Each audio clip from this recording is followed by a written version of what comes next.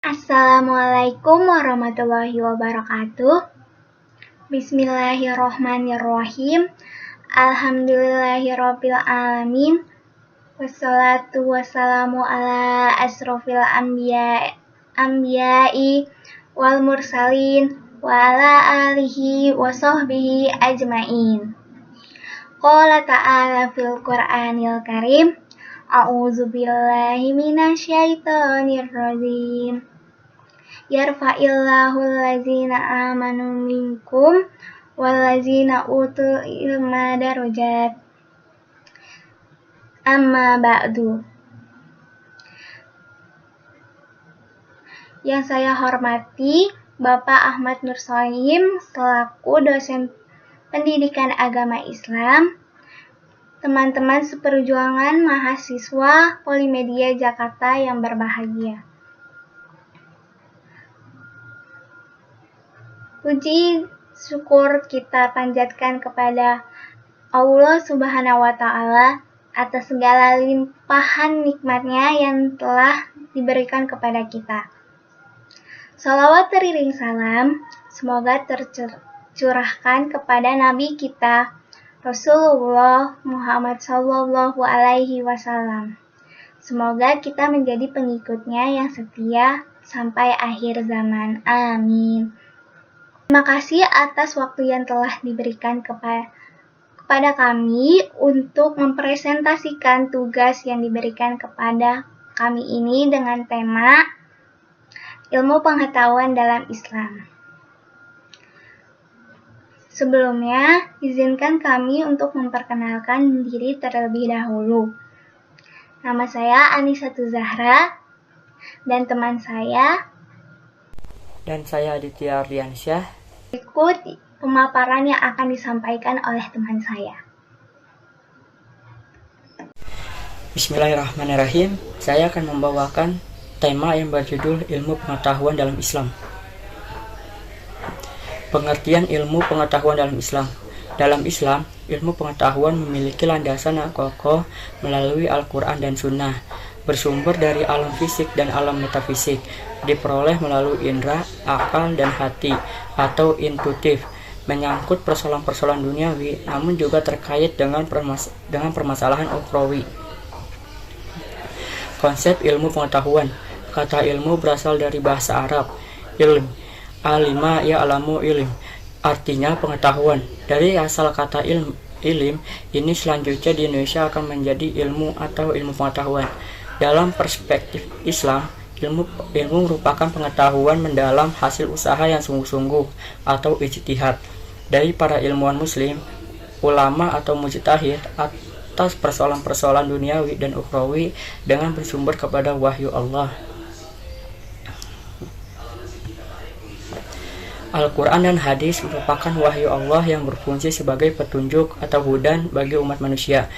Al-Quran memberikan perhatian yang sangat istimewa terhadap aktivitas ilmiah. Terbukti ayat yang pertama kali turun berbunyi, bacalah dengan menyebut nama Tuhanmu yang telah menciptakan. Membaca dalam artinya yang luas merupakan aktivitas utama dalam kegiatan ilmiah. Di samping itu, kata ilmu yang telah menjadi bahasa Indonesia bukan sekadar berasal dari bahasa Arab, tetapi juga tercantum dalam Al-Quran. Kedudukan ilmu dalam Islam. Dalam perspektif Islam, kedudukan ilmu sangat agung dan mulia. Ayat Al-Quran dan hadis Rasulullah SAW telah banyak menjelaskannya. Demikian pula para ulama yang telah banyak menegaskan urgensi ilmu dalam karya-karya mereka. Firman Allah Subhanahu wa Ta'ala, kisah surat Al-Mujadilah ayat 11. Yarfa'ullahu lazina amanu minkum wallazina utu ilma darajat. Artinya, Allah akan mengangkat derajat orang-orang yang beriman dan di antaramu dan orang-orang yang diberi ilmu beberapa derajat. Dalam beberapa hadis yang masyhur juga dijelaskan bagaimana mulianya kedudukan ahli ilmu dalam pandangan Islam. Rasulullah SAW bersabda, wa inna ulama warasatul anbiya. Artinya, para ulama adalah pewaris Nabi Muhammad SAW. Hadis riwayat Bukhari. Dan akan dilanjutkan oleh teman saya. Berikutnya, saya akan melanjutkan paparan berikut ini. Etika Islam dalam perkembangan iptek. Kemunculan dan perkembangan tradisi keilmuan, pemikiran, dan filsafat di dunia Islam tidak dapat dipisahkan dari kondisi lingkungan, kebudayaan, dan peradaban yang mengitarinya. Islam tidak mengenal dikotomi, tidak memisahkan antara ilmu umum dan ilmu agama. Semua ilmu pengetahuan bersumber dari Al-Quran. Jadi Islam itu selalu mengikuti perkembangan zaman namun tidak keluar dari Al-Quran. Islam tidak alergi dengan penemuan baru, baik dalam bidang teknologi maupun budaya. Sebagaimana dalam kaidah ushul disebutkan. Al-muhafazah al-qadimi saleh wal akhdhu bil jadidil aslah. Artinya senantiasa berusaha menjaga tradisi lama yang bernilai baik dan terbuka terhadap sesuatu yang baru dan baik. Jadi Islam selalu menerima perubahan yang baru namun tetap baik.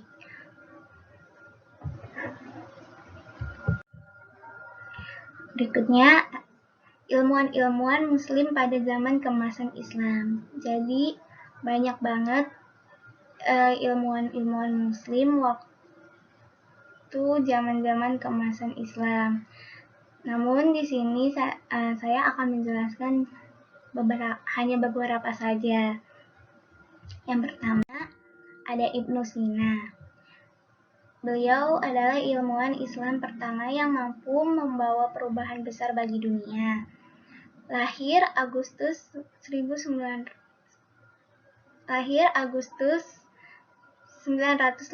Masehi di Ashona, Uzbekistan. Di negara barat, beliau dikenal dengan sebutan Avicenna. Beliau juga mempunyai julukan Father of Doctor atau Bapak Ilmu Kedokteran. Berikut adalah karya dari Ibnu Sina, yaitu ada karya tulis yaitu Qanun Fitib, Syifa an-Najat, Mantik al-Masyrikin, dan juga ada penemuan seperti manfaat etanol dan teori penularan TBC. Yang kedua ada Al-Zahrawi. Al-Zahrawi disebut sebagai seorang dokter yang menguasai wilayah Eropa. Beliau lahir pada tahun 936 Masehi di Medina Azahara, Spanyol. Julukan beliau adalah Bapak Bedah Modern. Berikut adalah karya-karya beliau, yaitu ada karya tulis Al-Tasrif, yang kedua ada Liber Servitoris, dan penemuan seperti teori menjahit operasi sesar, dan penemuan 26 peralatan bedah yang belum pernah ada di masa-masa sebelumnya. Contohnya seperti cutcut, pisau bedah, sendok bedah, retractor, pengait, surgical rod, spatula, bone saw, dan plester, dan masih banyak lainnya.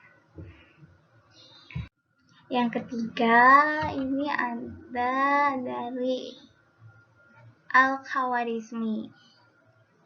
Beliau adalah ilmuwan di bidang sains, khususnya di bidang fisika. Beliau lahir 780 Masehi di Khawarizmia, Iran. Di negara barat, beliau dikenal dengan sebutan algoritmi, Al-Khawarizmi, dan lain-lainnya.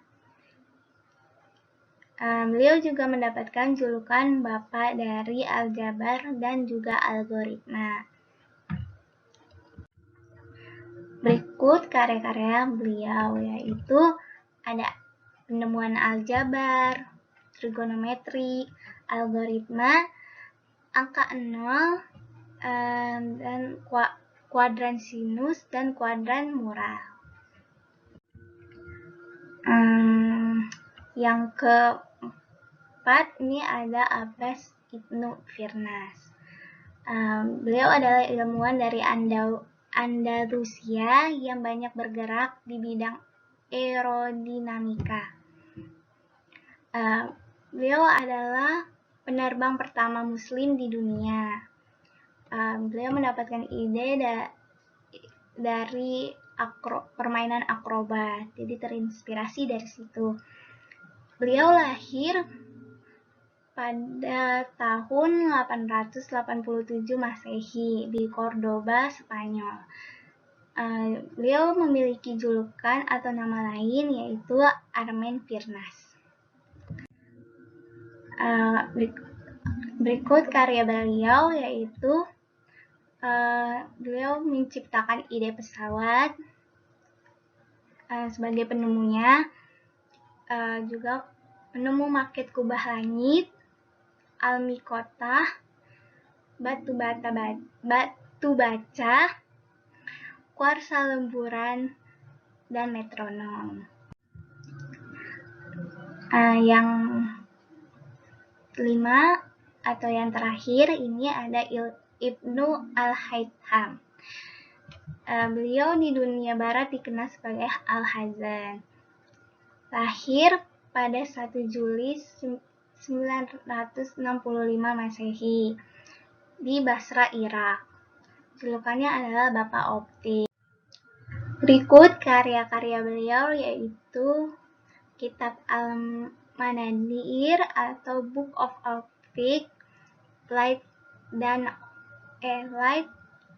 and On-Violet Phenomena, kamera lubang jarum. Nah, kita sudah sampai kepada kesimpulannya nih. Kesimpulannya yang pertama itu kedudukan ilmu pengetahuan sangat mulia dalam Islam. Terus yang kedua, kita dituntut agar terus belajar selama hayat masih di kandung badan. Jadi tuntutlah ilmu sampai ke liang lahat.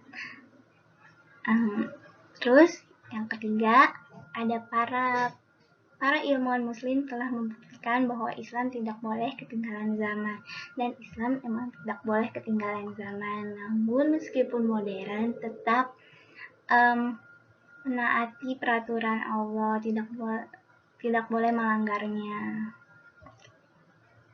Itu. Demikian paparan materi yang dapat kami sampaikan.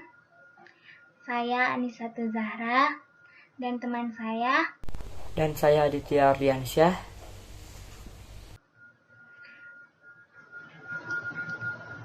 Mohon maaf atas segala kekurangan dan semoga bermanfaat untuk kita semua. Amin.